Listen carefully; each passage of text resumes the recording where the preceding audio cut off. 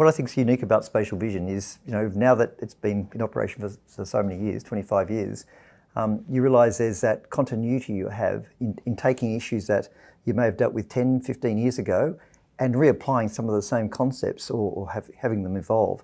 But also working across different jurisdictions, working in different states, meaning that the states at different stages in their evolutionary process of resource management or natural resource management that we're able to get insights from and translate that expertise across borders or across the country. And so I think that longevity, but also that breadth means that we offer a very unique, if you like, service to our clients. And a deeper insight as well. Yeah, absolutely. So we support environmental officers, those that are actually taking management action on ground, those responsible for environmental protection, and those in the natural resource management sector. So a lot of what we do in office is working with the data to augment and collate and clean the data, visualize that and see what sort of patterns we can look at in a spatial sort of context, and then see what we can do further in terms of analysis and further insights that we can derive from it. And who are we mainly doing that for, Harman?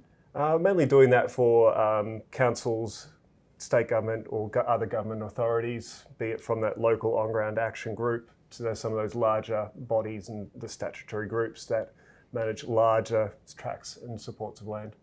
We're quite data agnostic, so we can take Earth observation, aerial imagery, satellite imagery, do some sort of insight and deeper work with it there.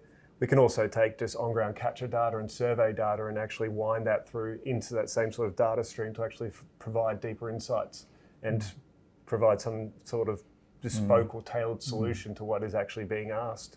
Trying to go beyond what the client is asking for to support those sort of decision support systems.